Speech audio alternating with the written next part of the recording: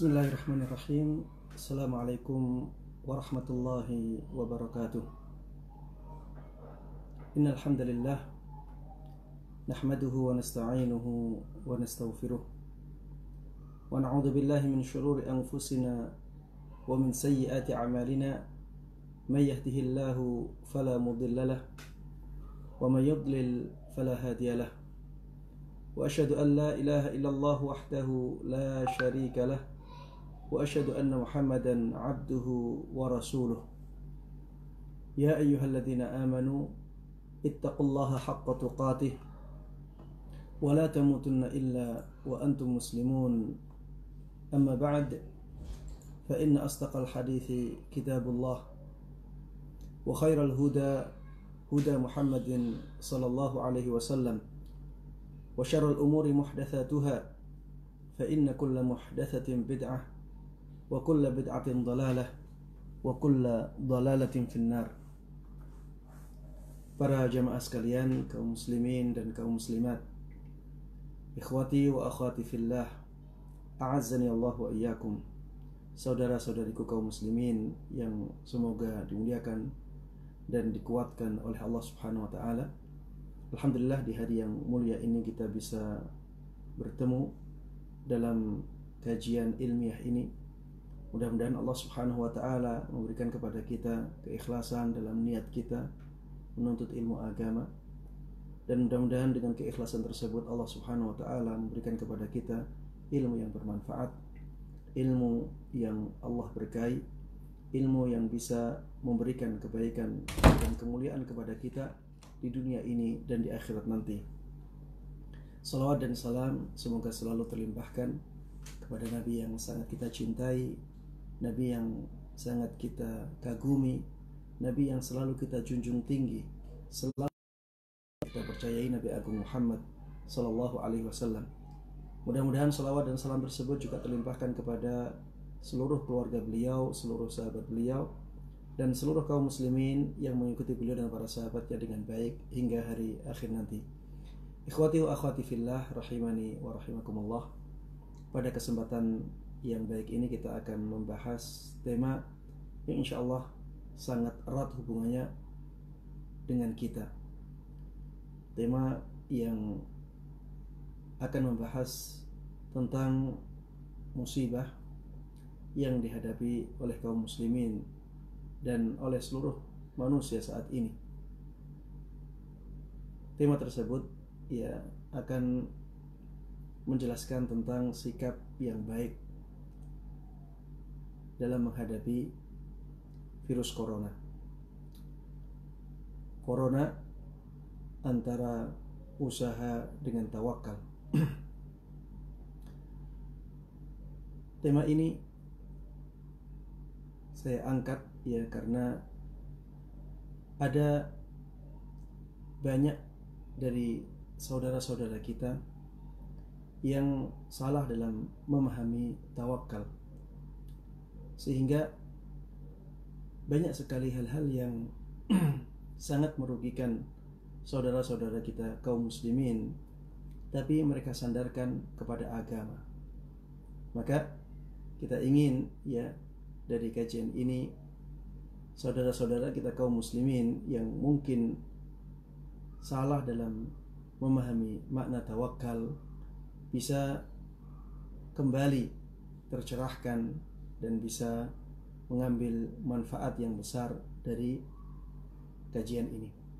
Baik. Kajian kita akan membahas corona antara usaha dengan tawakal. Baik. Tawakal didefinisikan oleh banyak sekali ulama dengan banyak redaksi. Di antara definisi yang bagus adalah definisi yang disebutkan oleh Al-Hafidh Ibn Rajab rahimahullahu ta'ala. Beliau mendefinisikan tawakal dengan mengatakan huwa sidqu i'timadil qalbi 'ala Allah. Ketika hati benar-benar menyandarkan segalanya kepada Allah Subhanahu wa ta'ala. Fi istijlabil masalih, dalam berusaha mendapatkan maslahat wa daf'il madar, dan dalam usahanya menolak kemudaratan min umurid dunya wal akhirati kulliha, baik itu berhubungan dengan urusan dunia maupun berhubungan dengan urusan akhirat. Ya, ini termasuk di antara definisi yang disebutkan oleh Ibnu Rajab hafizahullah ta'ala, ketika hati ia benar-benar bersandar kepada Allah subhanahu wa ta'ala dalam usahanya mendapatkan maslahat atau dalam usahanya menolak mudarat, baik yang berhubungan dengan perkara dunia maupun yang berhubungan dengan perkara akhirat. Inilah yang dimaksud dengan tawakal. Namun ya, yang harus kita ketahui bahwa kapan kita bertawakal, ini yang seringkali disalahfahami oleh banyak saudara kita. Kapan kita dibenarkan untuk bertawakal kepada Allah subhanahu wa ta'ala? Kita dibenarkan untuk bertawakal kepada Allah subhanahu wa ta'ala ketika kita sudah melakukan usaha, ketika kita sudah berikhtiar, ketika kita sudah akhdul asbab. Setelah itulah kita dibenarkan untuk bertawakal kepada Allah subhanahu wa ta'ala. Makanya pernah suatu ketika ada salah seorang sahabat Nabi Muhammad sallallahu alaihi wasallam bertanya kepada beliau, apakah aku mengaitkan ontaku dahulu kemudian setelah itu bertawakal, ataukah saya biarkan onta dan saya tawakal kepada Allah? Maka Rasulullah sallallahu alaihi wasallam mengatakan, "Ya'qilha wa tawakkal." Ikat dulu ontamu, kemudian setelah itu bertawakallah kepada Allah subhanahu wa ta'ala. Maksudnya berusahalah semampumu agar onta tersebut tidak lari, makanya diikat. Setelah itu baru bertawakal kepada Allah subhanahu wa ta'ala. Serahkan semuanya kepada Allah. Usaha tersebut ya, itu kewajiban kita. Kemudian setelah kita berusaha, kewajiban kita selanjutnya adalah bertawakal kepada Allah subhanahu wa ta'ala. Wa 'alallahi fatawakkalu in kuntum mu'minin. Dan hanya kepada Allah lah kalian harusnya bertawakal apabila kalian benar-benar orang-orang yang beriman. Hanya kepada Allah lah kalian harusnya bertawakal apabila kalian benar-benar beriman kepadanya. Ya. Jadi Rasulullah Shallallahu Alaihi Wasallam sudah memberikan arahan dan penjelasan yang sangat jelas kepada kita sebagai umatnya. Kita diperintahkan untuk mengambil sebab. Kita diperintahkan untuk berusaha. Kita diperintahkan untuk berikhtiar. Setelah itu sandarkan semuanya kepada Allah subhanahu wa ta'ala. Setelah itu serahkan hasilnya semuanya kepada Allah subhanahu wa ta'ala. Ya, itulah tawakal yang benar. Itulah tawakal yang sempurna. Makanya Rasulullah Sallallahu Alaihi Wasallam dalam hadis yang lain, ya, beliau menyabdakan, "Lau annakum tatawakkaluna 'ala Allahi haqqa tawakkuli, la razaqakum kama yarzuqut tayr, taghdu khimasa wa taruhu bitana." Jadi Rasulullah Sallallahu Alaihi Wasallam pernah mengatakan, apabila kalian benar-benar beriman, apabila kalian benar-benar bertawakal kepada Allah subhanahu wa ta'ala dengan tawakal yang hakiki, maka Allah Subhanahu wa taala akan memberikan rizki kepada kalian. Sebagaimana Allah Subhanahu wa taala memberikan rizki kepada burung. Yang burung tersebut pergi di saat pagi dalam keadaan perut kosong. Setelah itu burung tersebut pulang ya di waktu sore dalam keadaan perutnya sudah kenyang, sudah penuh. Lihatlah bagaimana Rasulullah Shallallahu Alaihi Wasallam menjelaskan hakikat tawakal di sini. Jadi burung tersebut tidak menyerah. Burung tersebut tidak tetap tinggal ya di sarangnya. Tapi burung tersebut melakukan usaha untuk mencari makan, untuk mencari rizki. Dan Allah Subhanahu wa taala ya ketika burung tersebut berusaha, Allah Subhanahu wa taala memberikan rizkinya kepada burung tersebut sehingga akhirnya burung tersebut pulang dalam keadaan kenyang. Kata Rasulullah sallallahu alaihi wasallam, inilah hakikat tawakal. Inilah tawakal yang sejati. Jadi ya kita ketika ingin menyerahkan hasil kepada Allah Subhanahu wa taala, menyerahkan perkara-perkara kita kepada Allah Subhanahu wa taala, menyerahkan urusan-urusan kita kepada Allah Subhanahu wa taala, maka kita harusnya berusaha dahulu kalau kita ya menginginkan tawakal yang sejati. Makanya ya jangan sampai ya kita jangan sampai kita salah faham dalam masalah tawakal ini. Kemudian salah faham kita sandarkan kepada agama Islam mengajarkan seperti ini misalnya. Jangan sampai demikian. Kenapa?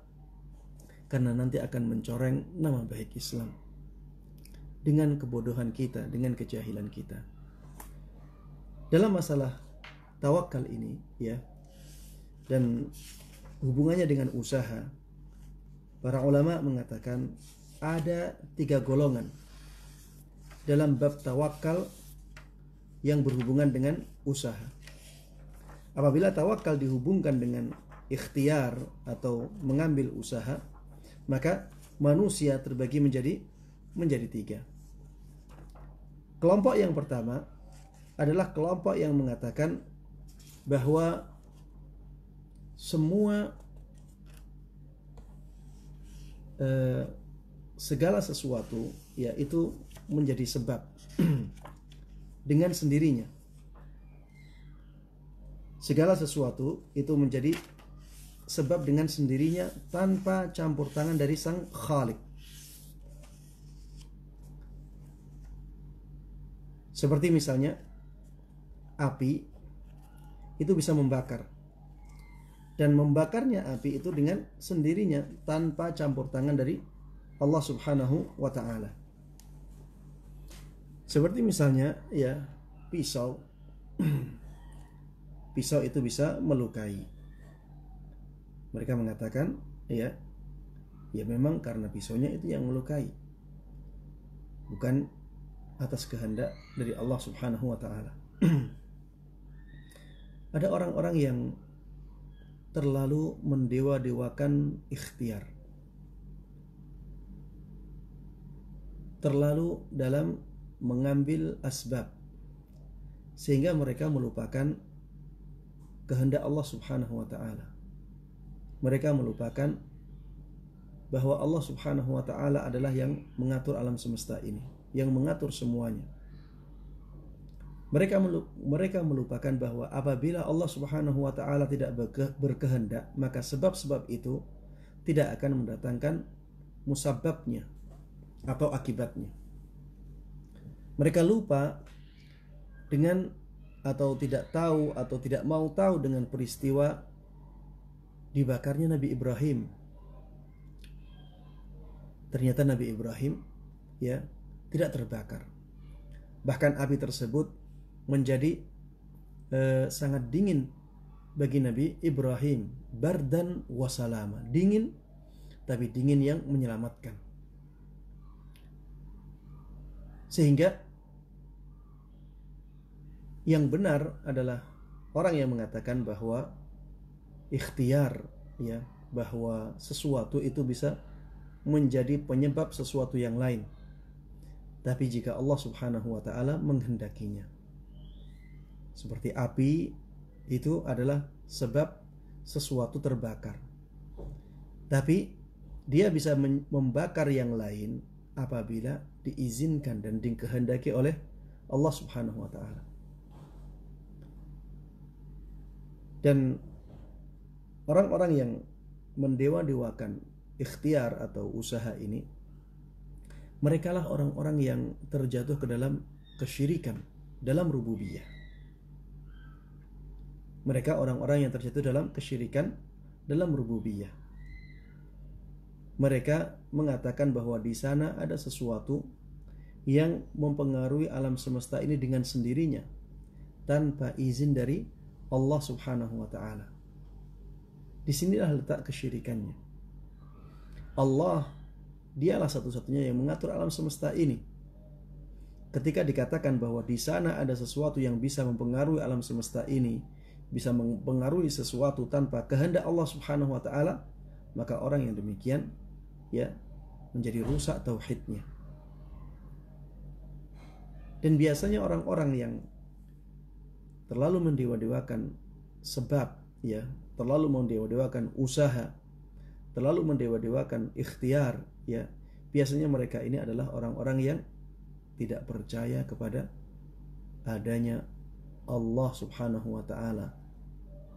Tidak percaya adanya Rabb. Mereka orang-orang biasanya ya orang-orang ateis, orang-orang komunis. Mereka hanya percaya yang mereka lihat saja. Kalau ingin sembuh dari corona atau selamat dari corona misalnya, maka harus melakukan semua usaha lahir.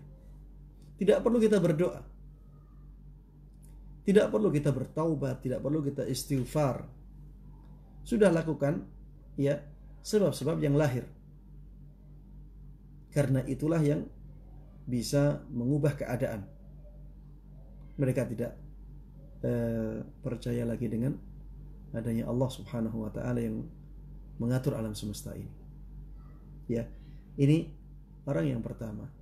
Ya. Jadi mereka terlalu mendewa-dewakan asbab, terlalu mendewa-dewakan ikhtiar, terlalu mendewa-dewakan usaha, dan mereka meninggalkan keyakinan mereka bahwa mereka meninggalkan keyakinan bahwa Allah lah yang mengatur alam semesta ini. Sehingga mereka tidak menyandarkan hasil dari usaha mereka kepada Allah sama sekali. Mereka mengatakan kita berhasil karena usaha kita, tanpa campur tangan orang lain, tanpa izin dari Allah Subhanahu wa taala pun bisa berhasil. Ya. Ini orang yang pertama, ya, dan ini tentunya menyimpang. Kelompok yang kedua adalah kelompok yang sebaliknya. Mereka tidak mau melakukan usaha sama sekali.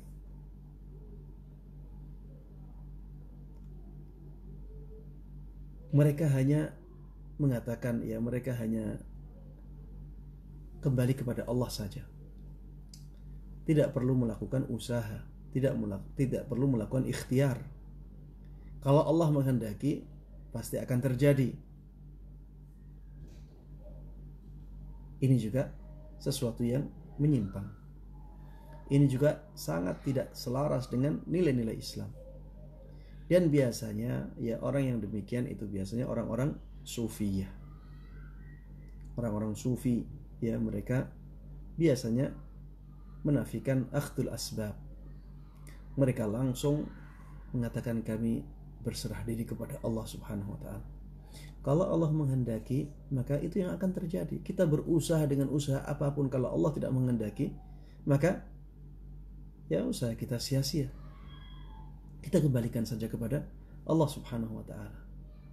Dan ini dilakukan oleh sebagian saudara-saudara kita, ya. Jadi ya ada saudara-saudara kita yang mengatakan, ngapain sih kita takut-takut kepada corona? Kita harusnya takut kepada Allah Subhanahu wa taala. Harusnya kita takut ketika kita tidak sholat berjamaah di masjid. Harusnya kita takut ketika kita tidak sholat Jum'ah, ya. Karena kalau kita tidak sholat Jum'ah, ya maka Allah akan murka. Maka Allah akan memperbesar musibah ini. Ya. Orang-orang yang demikian ini, ya, orang-orang yang biasanya menafikan akhdul asbab. Mereka tidak terlalu memperhatikan sebab-sebab zahir. Padahal ya Rasulullah Sallallahu Alaihi Wasallam dahulu melakukan sebab zahir, sebab-sebab yang lahir. Ya seperti Rasulullah Sallallahu Alaihi Wasallam, beliau ketika akan perang, ya beliau menggunakan baju besi. Beliau bersiap-siap bahkan ketika perang Uhud, ya beliau sampai memakai 2 baju besi. Itu adalah usaha dari beliau sebelum beliau bertawakal kepada Allah Subhanahu wa taala. Maka ya saudara-saudariku kaum muslimin yang semoga dimuliakan dan dirahmati oleh Allah Subhanahu wa taala, jangan katakan ayo kita tetap meramaikan masjid-masjid Allah, ya. Dan kalau Allah menghendaki, kita pasti akan selamat dari corona. Jangan sampai seperti ini. Ya, ini adalah tindakan yang jauh dari kebenaran. Ini adalah tindakan yang jauh dari agama Islam. Agama Islam tidak mengajari demikian. Agama Islam mengajarkan kepada kita untuk mengambil sebab-sebab yang lahir, ya, dan mengambil sebab-sebab yang batin juga. Sebab-sebab lahir ya banyak sekali, nanti akan kita jelaskan. Lihatlah bagaimana Rasulullah Sallallahu Alaihi Wasallam mengatakan, firra minal majdumi firaraka minal asad. Larilah dari penyakit lepra sebagaimana larimu dari singa. Ya, kita takut singa. Ketika ada singa mengejar kita, kita akan lari sekencang-kencangnya. Kalau misalnya orang-orang yang mengatakan sudahlah kita tetap sholat di masjid, kalau Allah berkehendak nantinya juga, kalau Allah berkehendak kita selamat, nantinya juga akan selamat. Orang-orang yang mengatakan demikian, coba kalau dia dikejar singa, apakah dia tidak lari? Kemudian dia mengatakan sudah tidak usah lari. Kalau Allah Subhanahu wa taala menghendaki saya selamat, saya juga akan selamat dari singa itu. Coba kalau ada misalnya ular yang mengejar dia, apakah dia akan mengatakan seperti itu? Tidak usah lari. Kalau Allah Subhanahu wa taala menghendaki saya selamat, juga akan selamat. Coba dia kalau misalnya ingin mendapatkan anak, apakah dia berani mengatakan tidak usahlah saya menikah? Kalau misalnya Allah Subhanahu wa taala menghendaki saya mendapatkan anak, ya akan datang anak itu sendiri, nggak tahu dari mana, ya. Coba dia dalam kehidupan sehari-hari, masihkah dia bekerja? Kalau dia masih bekerja, kenapa tidak dia katakan kepada dirinya sendiri, sudahlah, ya tidak usah bekerja. Kalau Allah Subhanahu wa taala menghendaki saya untuk mendapatkan rezeki akan datang sendiri. Ya.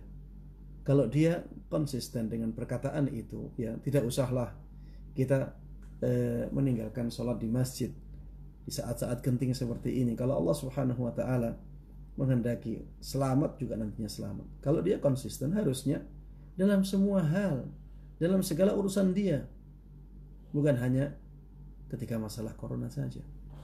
Tidakkah orang-orang yang demikian mempertimbangkan kemaslahatan kaum muslimin yang sangat banyak?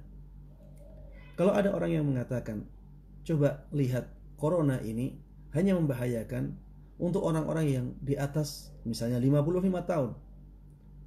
Coba hitung, orang atau saudara-saudara kita kaum muslimin yang umurnya lebih dari 55 tahun, berapa orang? Apakah kita akan mengorbankan nyawa mereka semuanya? Di mana pertimbangan maslahat dan mafsadah? Bukankah sholat di masjid bisa ditinggalkan ketika ada uzur? Bukankah para ulama sudah merumuskan kaidah al-masyaqqatu tajlibut taisir, bahwa sesuatu yang berat itu bisa mendatangkan kemudahan? Bukankah sholat di masjid itu boleh kita tinggalkan karena turun hujan? Bahkan Imam Syafi'i rahimahullahu ta'ala mengatakan, kalau misalnya seseorang kedatangan hujan, walaupun hujannya sedikit, dia boleh untuk tidak sholat di masjid.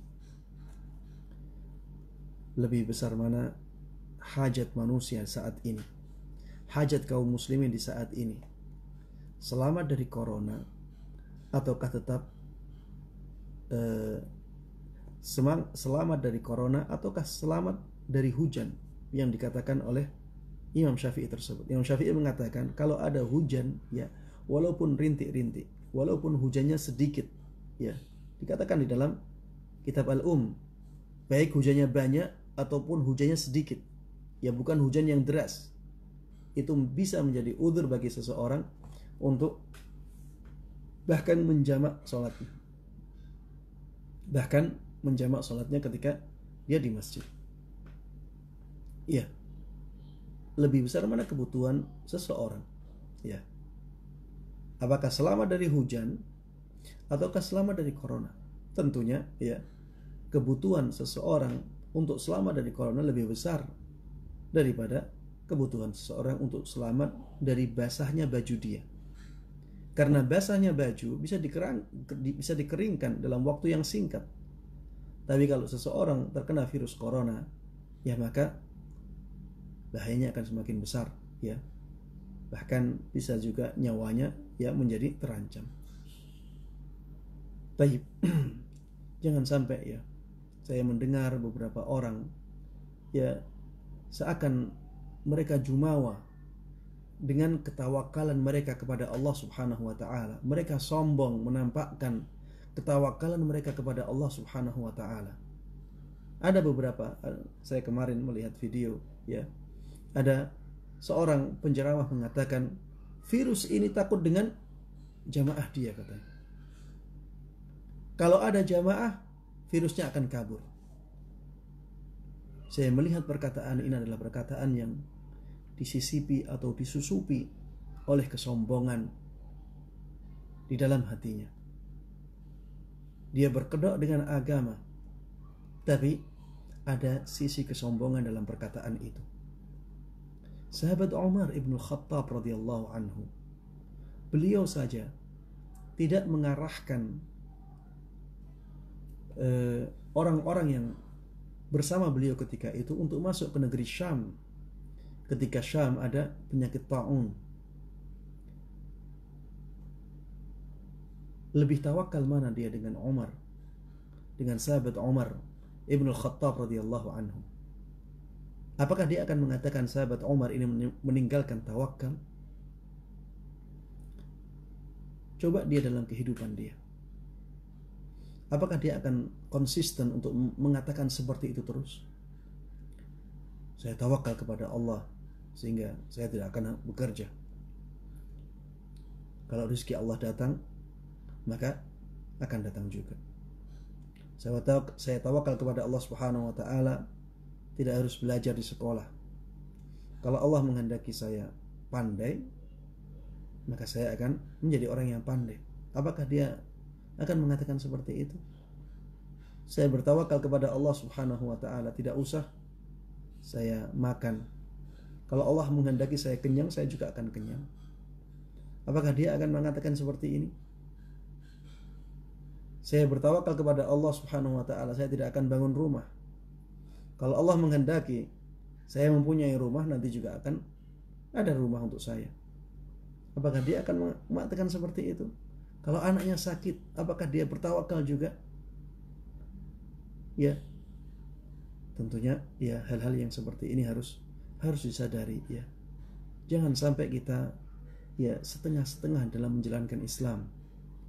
Jangan sampai kita setengah-setengah dalam menjalankan Islam. Kita hanya menyandarkan semua perkara kepada Allah Subhanahu wa taala. Kemudian kita mengesampingkan akhdul asbab. Kita mengesampingkan usaha. Kita mengesampingkan ikhtiar yang juga diperintahkan oleh Islam. Harusnya tidak demikian. Sebagai seorang mukmin yang benar-benar beriman kepada Allah Subhanahu wa taala, maka imanilah semua ajaran syariat Islam. Syariat Islam mengajarkan kepada kita untuk akhdul asbab, untuk ikhtiar, untuk berusaha semampu kita. Syariat Islam juga mengajarkan kita untuk menyandarkan hasil usaha kita kepada Allah Subhanahu wa taala. Kita harus tahu, kita harus yakin dengan seyakin-yakinnya bahwa apapun yang ada di muka bumi ini, apapun yang terjadi di alam semesta ini, semuanya atas kehendak Allah Subhanahu wa taala. Kalau Allah Subhanahu wa taala tidak menghendakinya, maka tidak akan terjadi apa yang terjadi. Ini orang yang kedua ya. Orang yang kedua yang kebalikan dari orang yang pertama. Orang yang pertama tadi mendewa-dewakan sebab, mendewa-dewakan usaha, mendewa-dewakan ikhtiar. Kalau orang yang kedua ini mendewa-dewakan ya tawakal, tapi tidak melakukan usaha sama sekali. Ya, bahkan menganggap bahwa semua usaha tidak akan ada gunanya. Ya, mereka hanya menyandarkan semua perkara kepada Allah Subhanahu wa taala. Yang ketiga, inilah kelompok yang selamat. Inilah ahlul haq. Merekalah ahlus sunnah wal jamaah. Mereka mengatakan bahwa berusaha untuk mendapatkan sesuatu yang bermanfaat atau berusaha untuk menghindarkan diri dari sesuatu yang mudarat itu diwajibkan. Namun tawakal juga diwajibkan. Sehingga dua-duanya dijalankan. Inilah kelompok yang menjamak atau mengompromikan atau mengumpulkan semua dalil-dalil dalam syariat. Dalil akhdul asbab mereka pakai. Dalil tawakal mereka juga pakai. Dan mereka tidak mempertentangkan antara dua bab ini. Mereka tidak mempertentangkan antara akhdul asbab dengan tawakal. Bahkan mereka mengatakan bahwa akhdul asbab adalah penyempurna tawakal seseorang. Tawakal seseorang tidak akan lurus kecuali setelah dia akhdul asbab, setelah dia berusaha, setelah dia berikhtiar. Ketika itulah dia ya ketika dia telah melakukan usaha itulah dia bertawakal kepada Allah Subhanahu wa taala sebagaimana sabda Rasulullah sallallahu alaihi wasallam yang saya sampaikan tadi, i'qilha wa tawakkal.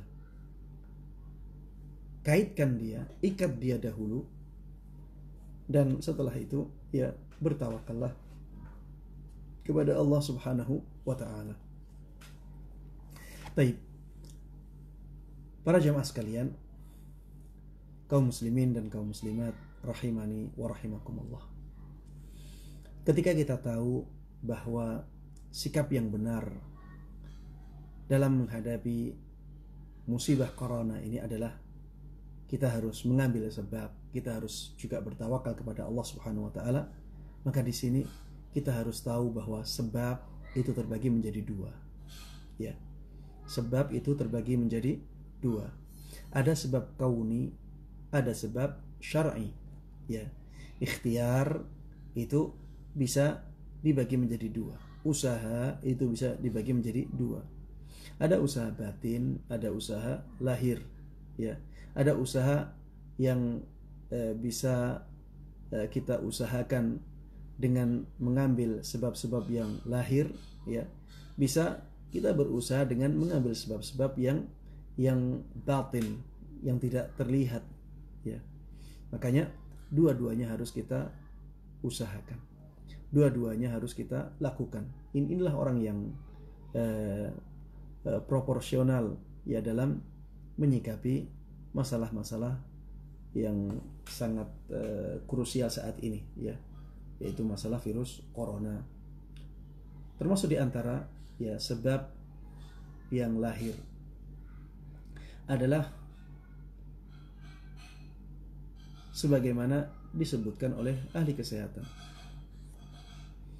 Usaha yang lahir ini banyak ya, dan biasanya ahli kesehatan lebih tahu daripada ustadz-ustadznya ya, karena mereka lah yang tahu dan mereka lah yang dianggap sebagai ahli ilmu di sini, karena mereka lah yang lebih tahu tentang virus tersebut dan bagaimana penyebarannya.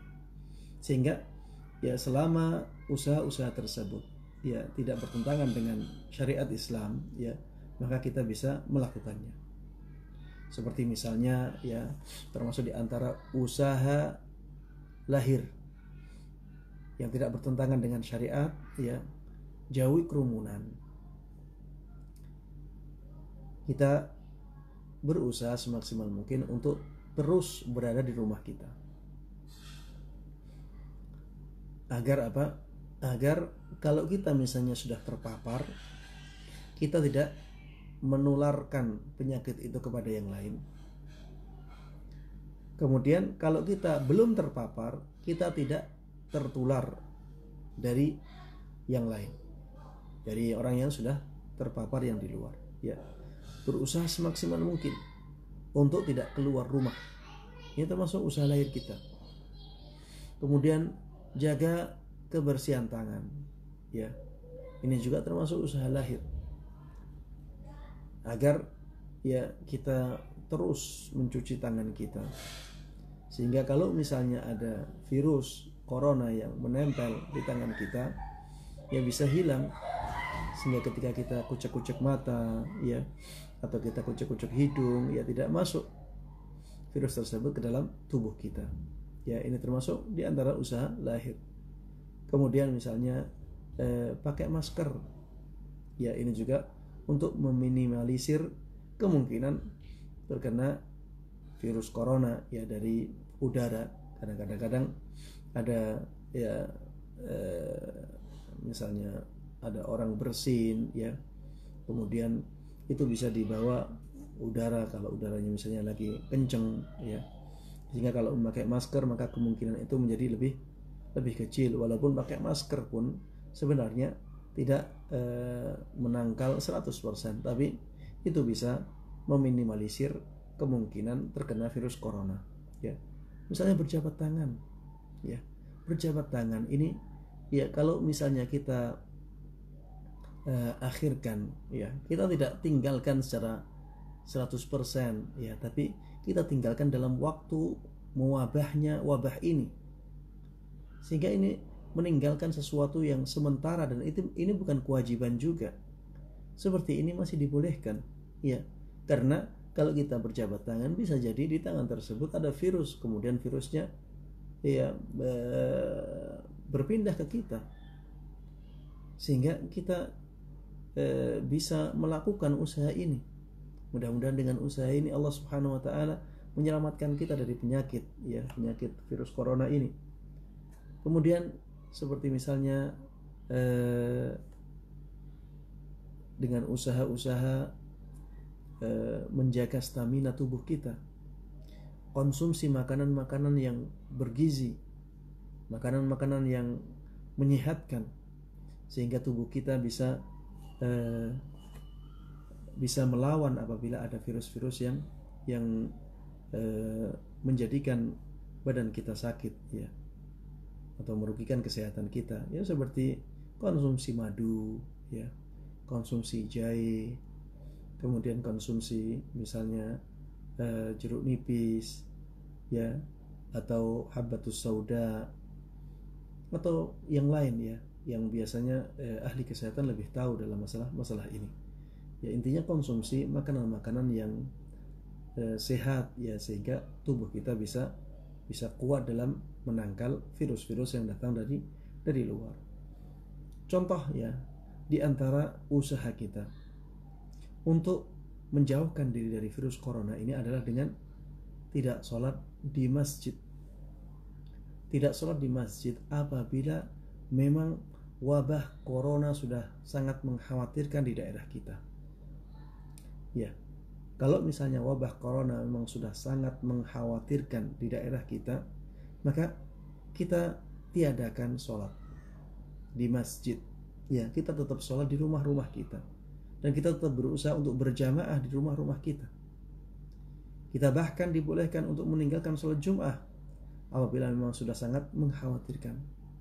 Ya, dan ini keputusan seperti ini, fatwa seperti ini dikeluarkan oleh ulama-ulama besar di zaman ini.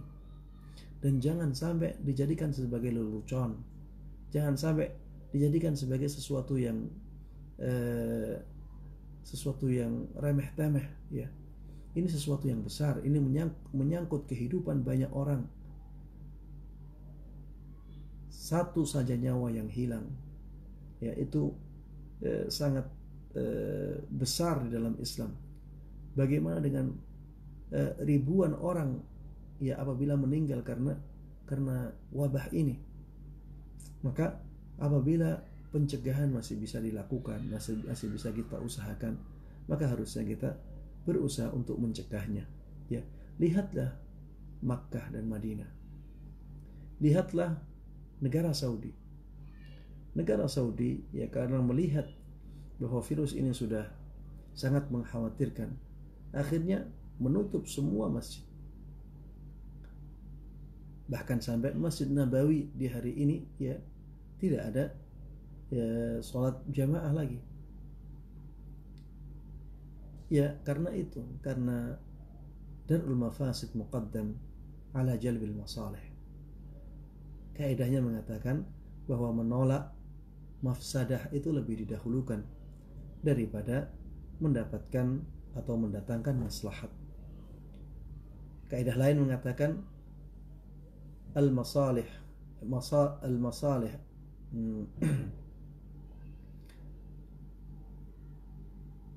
al-maslahatul 'ammah muqaddamah 'ala al-maslahatil khassah. Maslahat kaum muslimin ya secara umum itu harusnya lebih didahulukan daripada maslahat khusus ya. Dan menjaga nyawa ya seluruh kaum muslimin itu lebih didahulukan daripada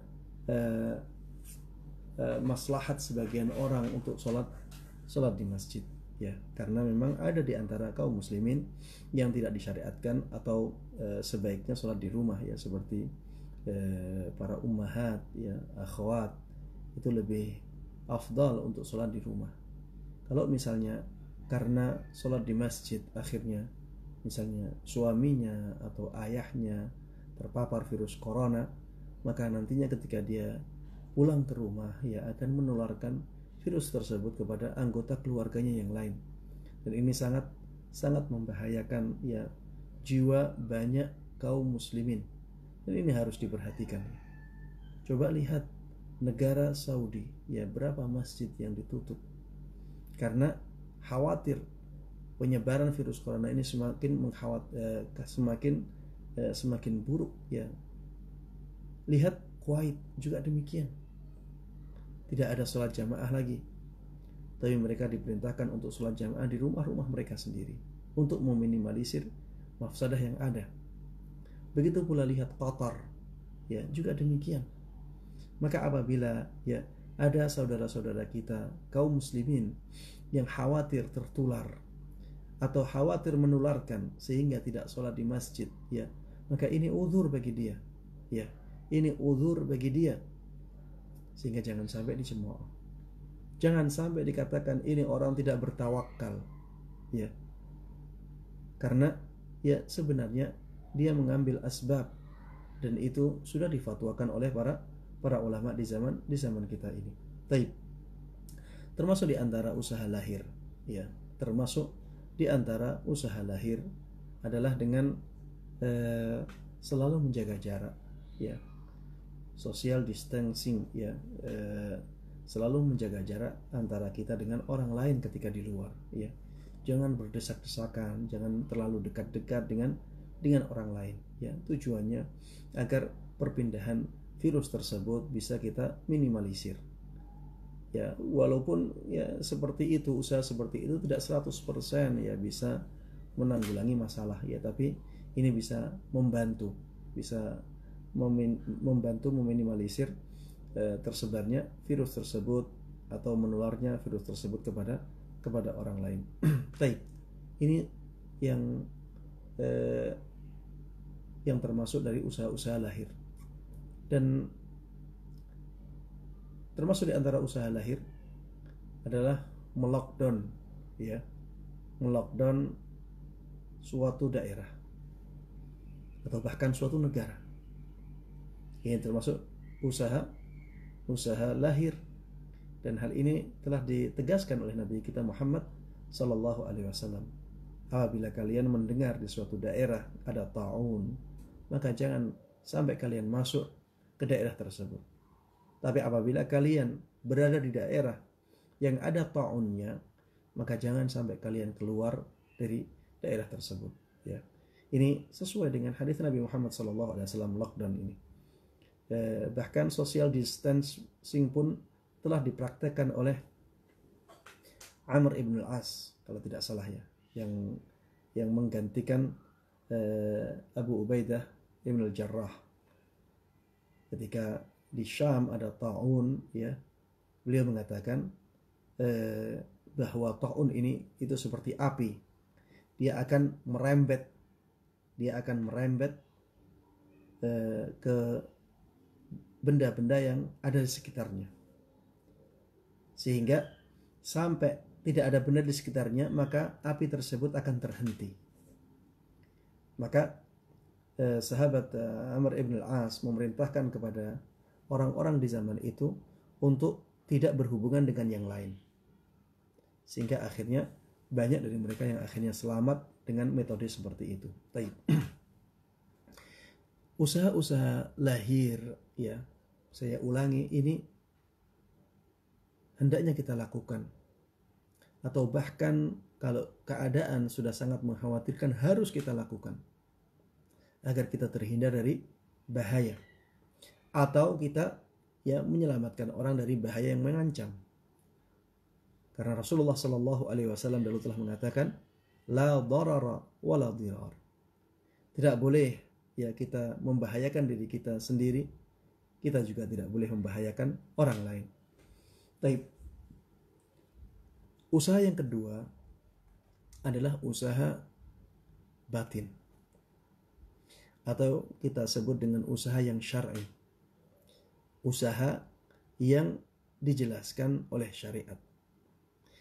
Usaha tersebut usaha yang tidak kasat mata, pengaruhnya tidak kasat mata, tidak seperti usaha yang lahir tadi, ya pengaruhnya kasat mata. Usaha yang syar'i ini, ya, diantaranya membaca zikir keluar rumah. Di zaman yang seperti ini, ya, tersebarnya wabah yang seperti ini, kita sangat dianjurkan untuk membaca zikir keluar rumah. Zikirnya hanya singkat, ya. Bismillahi tawakkaltu 'ala Allah, la haula wa la quwwata illa billah. Tidak ada 3 detik kita selesai membaca zikir ini. Bismillahi tawakkaltu 'ala Allah, la haula wa la quwwata illa billah. Dengan nama Allah, aku bertawakal kepada Allah Subhanahu wa taala, tidak ada daya dan upaya kecuali dengan Allah Subhanahu wa taala. Orang yang membaca zikir ini, ya, maka dia akan diselamatkan dari apapun. Dia akan dicukupi kebutuhannya. Dia akan diberikan petunjuk. Kemana dia pergi akan diberikan petunjuk oleh Allah Subhanahu wa taala. Allah akan menuntunnya. Allah mencukupi kebutuhannya. Allah menjaganya. Maka kalau kita ingin dijaga oleh Allah Subhanahu wa taala ketika keluar rumah, rutinkan membaca doa ini. Bismillahi tawakkaltu 'ala Allahi, la haula wa la quwwata illa billah. Kemudian yang kedua, ya, zikir ketika singgah di suatu tempat. Zikir ketika singgah di suatu tempat. Kita mau ke pasar, ketika sampai di pasar bacalah doa singgah di suatu tempat. Misalnya ya yang diajarkan oleh Nabi kita Muhammad sallallahu alaihi wasallam, a'udzu bikalimatillahi tammati min syarri ma khalaq. A'udzu bikalimatillahi tammati min syarri ma khalaq. Cukup sekali ya. Tidak ada 3 detik juga ya untuk membaca zikir ini. Tapi manfaatnya sangat besar. Kata Nabi kita Muhammad sallallahu alaihi wasallam, apabila ada seseorang singgah di suatu tempat dan dia membaca doa ini, maka tidak akan ada yang bisa membahayakan dia di tempat itu sampai dia meninggalkannya.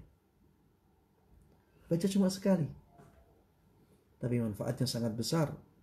Bismillah, a'udzu bikalimatillahi tammati min syarri ma khalaq. A'udzu bikalimatillahi tammati min syarri ma khalaq. Kemudian yang berikutnya adalah zikir pagi dan sore. Zikir pagi dan sore jangan dilewatkan, terutama membaca 3 surat di akhir Al-Quran.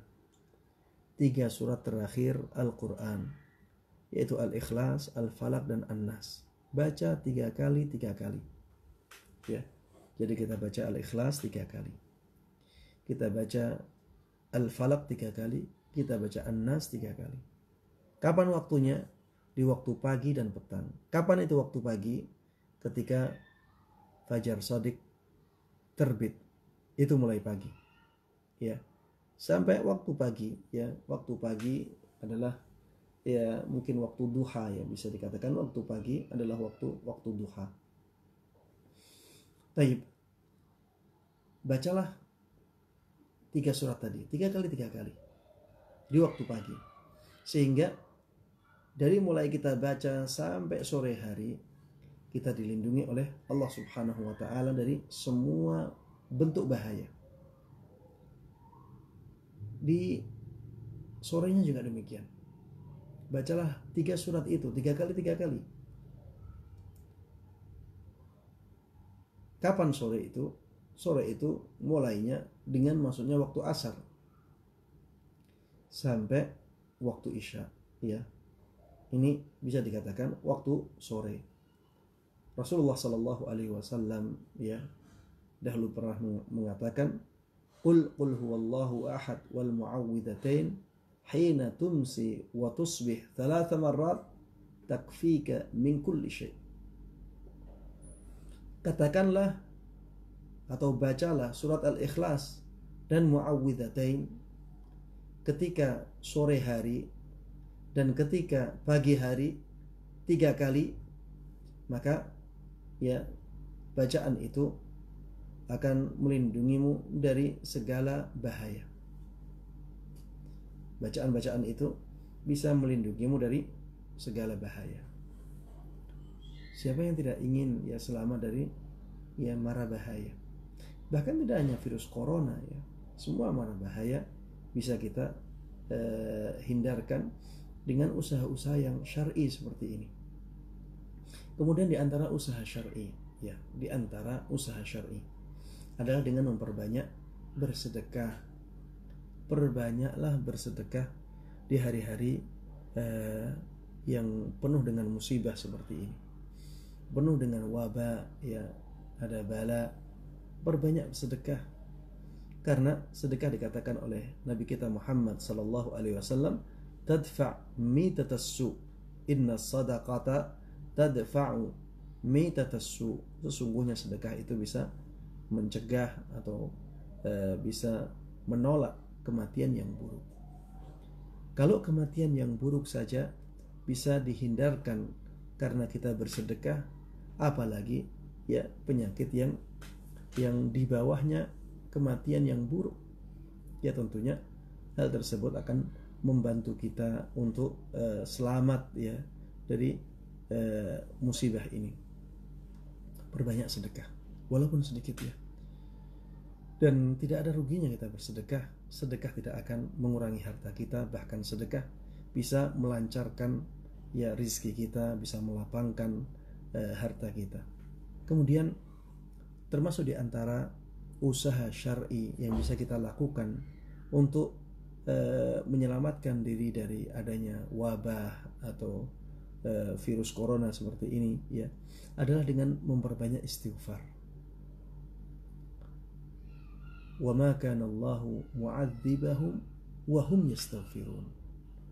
Allah tidak akan menyiksa mereka. Allah tidak akan menimpakan azab kepada mereka ketika mereka beristighfar. Makanya banyaklah beristighfar kepada Allah Subhanahu wa taala. Sadarlah bahwa dosa-dosa manusia itulah yang menjadikan adanya wabah-wabah seperti ini. Wa ma asabakum min musibatin fabima kasabat aydikum wa ya'fu an katsir. Apapun musibah yang menimpa kalian, maka itu adalah karena dosa-dosa kalian sendiri. Padahal Allah Subhanahu wa taala sudah banyak memberikan ampunan ya kepada kalian. Banyak beristighfar, banyak bertaubat kepada Allah Subhanahu wa taala. Kalau sebabnya diangkat oleh Allah Subhanahu wa taala, maka akibatnya juga diangkat oleh Allah Subhanahu wa taala, ya. Banyak bertaubat, banyak beristighfar, banyak lakukan amal-amal kebaikan, ya. Banyak lakukan amal-amal kebaikan karena tujuan Allah Subhanahu wa taala memberikan azabnya, memberikan cobaan adalah agar manusia kembali kepadanya. Ya, maka kita kuatkan hikmah ini dengan mengkondisikan diri memperbanyak melakukan kebaikan-kebaikan.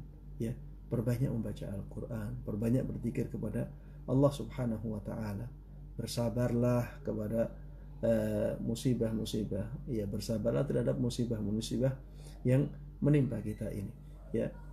Kemudian yang terakhir yang ingin Ana sampaikan, ya, kalau kita masih sehat, maka jangan sombong dengan kesehatan kita.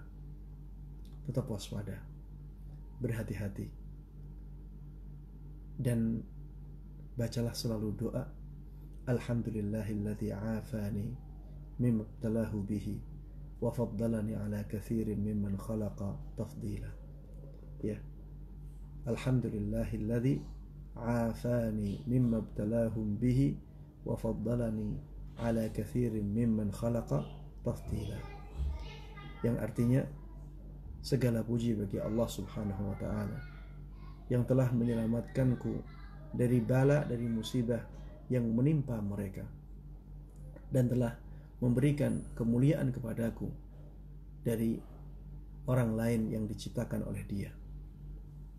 Ya, doa ini apabila kita baca ketika kita mendengar ada berita-berita, kita melihat ada berita orang-orang yang terkena virus corona misalnya, insya Allah ya akan menjadikan kita selamat dari bala tersebut. Karena Rasulullah Sallallahu Alaihi Wasallam dahulu pernah menyabdakan, ya, barang siapa yang melihat ada orang yang terkena musibah dengan doa ini, dia melihat musibah kemudian membaca doa ini, maka Allah Subhanahu wa taala akan menyelamatkan dia dari musibah tersebut.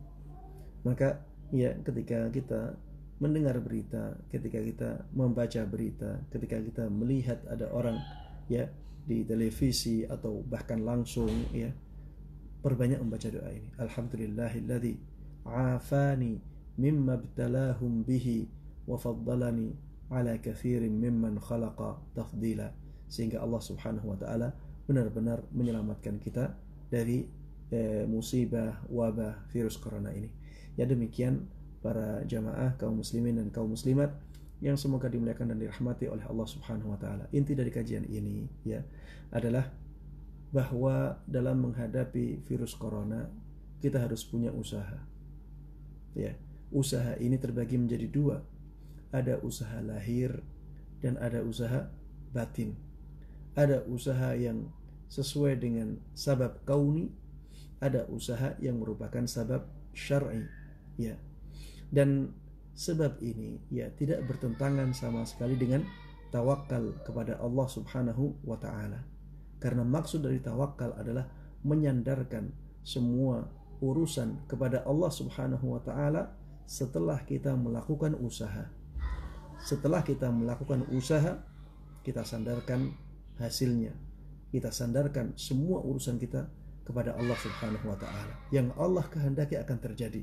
Yang tidak Allah kehendaki tidak akan terjadi. Semuanya kembali kepada Allah Subhanahu wa taala.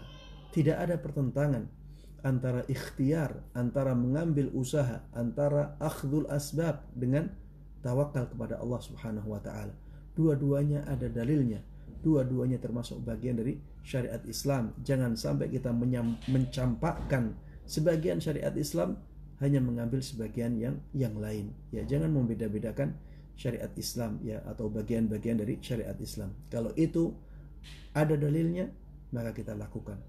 Karena tawakal ada dalilnya, maka kita lakukan. Karena berusaha juga ada dalilnya, maka kita lakukan. Kita lakukan dua-duanya dan tidak ada ya yang saling menafikan di sini. Ya demikian. Wallahu taala alam. Wa sallallahu wa sallama wa baraka ala nabiyyina Muhammadin wa ala alihi wa sahbihi wa man tabi'ahum bi ihsanin ila yaumiddin. Walhamdulillahi rabbil alamin. Wassalamualaikum warahmatullahi wabarakatuh.